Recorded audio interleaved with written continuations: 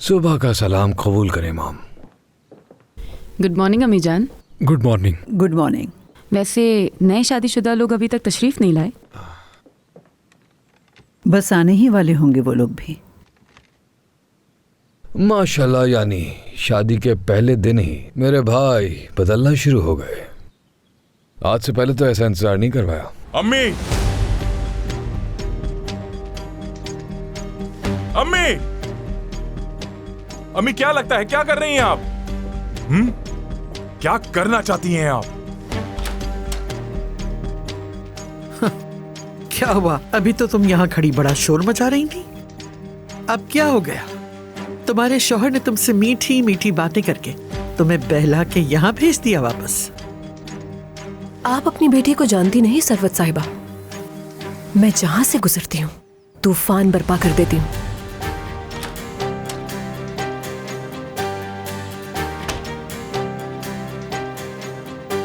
Mom, ये सब क्या है? खुद ही देख लेना तुम याले।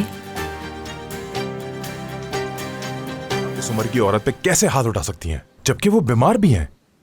आप इस हद तक अपना होश खो बैठी थी अम्मी? दरअसल नहीं, आप तो अपना होश खो ही नहीं सकती, क्योंकि आप तो इस घर की दानिशमंद औरत नूर जहां है। लेकिन आपको तो पहले से इस बात का अंदाजा होगा ना अम्मी। आपने जानबूझ के किया है ना ये। अम्मी कुछ कहिए ना, क्यों खामोशी इख्तियार कर ली है आपने? जवाब चाहिए मुझे। क्या जवाब सुनना चाहते हो तुम मुझसे? सैफगी ने जो तुम्हें बताया तुम उस पर यकीन करो। उसने मेरी तरफ से जवाब दे दिया होगा। तो क्या झूठ बोला है उसने? फंसाया होगा आपको। क्या आपने उसकी अम्मी को थप्पड़ मारा? मारा था।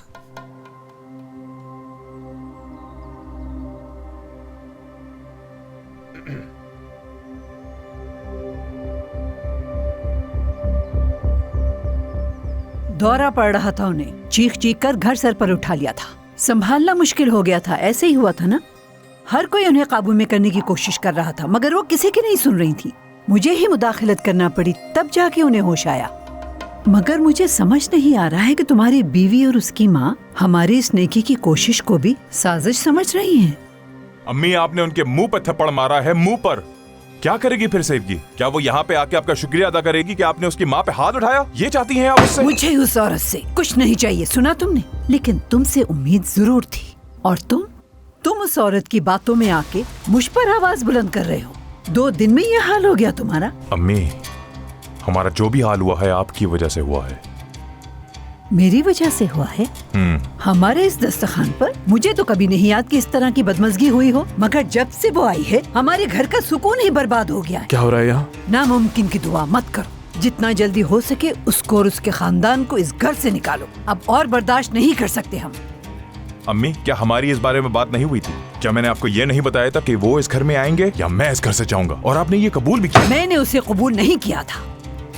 मैं तुम्हारी खातिर इस रिश्ते के लिए खामोश थी, लेकिन अब नहीं, क्योंकि इस खानदान का, इस घर का बरसों से एक रिवाज है, एक तरीका है, एक निजाम है, और मैं किसी को भी इस खानदान के निजाम को तबाह करने की इजाजत हरगिज नहीं दूंगी, समझे?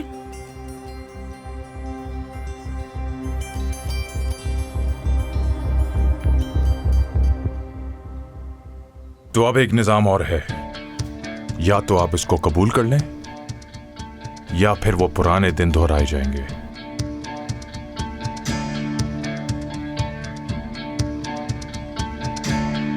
फिकरत भाई,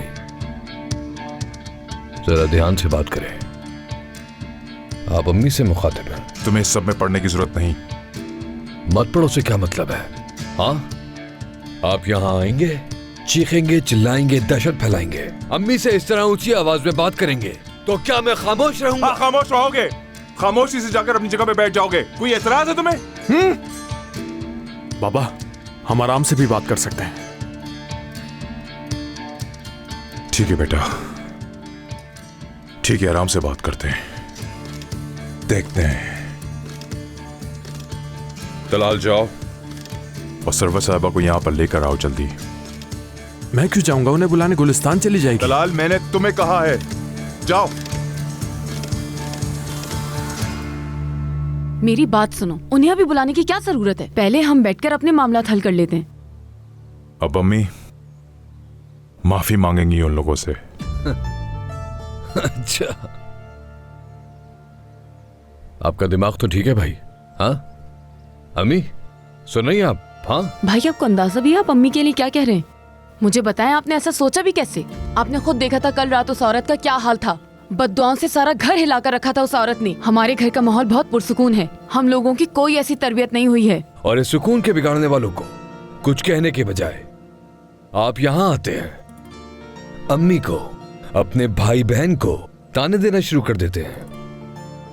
वाह वाह वाह वाह वाह, जरा फरहान साहब को भी तो देखें तो जरा ये अम्मी के बारे में और खानदान के बारे में कितना सोचते हैं। ये तुमने उस वक्त क्यों नहीं सोचा अपनी फैमिली के बारे में, जब तुम फ्रांस गए थे सड़की के पीछे अपनी इस फैमिली को छोड़कर? तब क्यों नहीं ख्याल आया तुम्हें इस फैमिली का? भूल गए क्या तुम? ये सब कुछ जो हो रहा है इसके पीछे कोई और नहीं, तुम थे।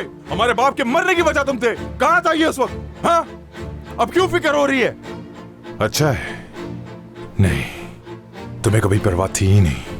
इसीलिए मैं आज यहाँ हूँ ताकि इस फैमिली को जोड़ कर रख सकूं जो कि बिखर चुकी थी। सिर्फ आप ही नहीं थे, हमने भी आपका पूरा साथ दिया था। तुमने भी क्या कर लिया जब तुम यहाँ थी? क्या फायदा हुआ यहाँ रहकर? क्या किया तुमने? हाँ, क्या तुमने कभी इस खानदान को जोड़ने की कोशिश की? घर का सुकून तक बरकरार नहीं रख सके। ऐसे ही है अम्मी, पापा के मरने के बाद इस घर की पूरी जिम्मेदारी मुझे दे दी। आपने मुझसे यह भी नहीं पूछा कि यह जिम्मेदारी मुझे कबूल है या नहीं। ऐसा क्यों किया आपने? सिर्फ मेरी जिंदगी में मुदाखलत की गई, मुझे मेरी जिंदगी जीने से रोका, लेकिन मैं उस वक्त खामोश रहा, कुछ भी नहीं कहा। और आप लोगों ने क्या किया? आखिर क्या किया मेरे साथ? बताऊं? कुछ नहीं है बताने को, कुछ भी नहीं, कुछ नहीं।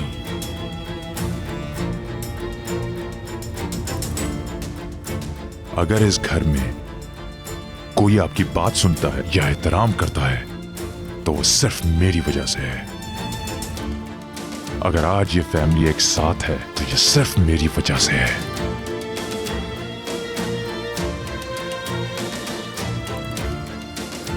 अपनी सारी जिंदगी आपके नाम कर दी, अपनी सारी जिंदगी, अपनी सारी ख्वाहिशात कुर्बान कर दी मैंने आप लोगों के लिए, ताकि आप लोग सुकून से रह सकें। बस बहुत जी लिया मैंने आप लोगों के लिए। अब मेरी बारी है जीने की। इसका फैसला आप सबने करना है। क्या आप मेरे लिए कुर्बानी देंगे कि मैं आप लोगों से अलग हो जाऊं और जिंदगी जीऊं अपनी मर्जी से? रह सकते हैं फिर आप आराम से, मेरे बगैर रह सकते हैं।